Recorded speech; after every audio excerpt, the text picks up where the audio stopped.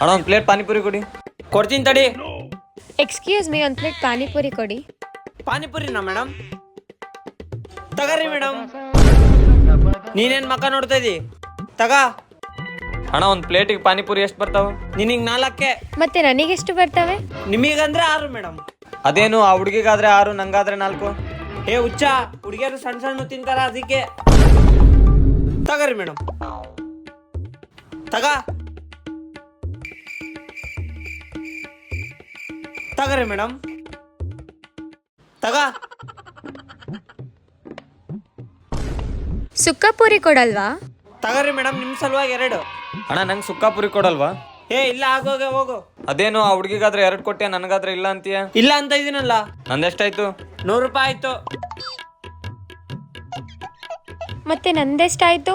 100 ರೂಪಾಯಿ ಮೇಡಮ್. ಅಯ್ಯೋ, ನಾನು ದುಡ್ಡು ತರೋದು ಮರ್ತೋಗಿದ್ದೀನಿ, ನಾನು ನಾಳೆ ಕೊಡ್ಬೋದಾ? ಏನ್ ಪರವಾಗಿಲ್ಲ ಮೇಡಮ್, ನೀವು ಯಾವಾಗಾದ್ರೂ ಕೊಡ್ರಿ. ತಗೋ ಬೇಬಿ.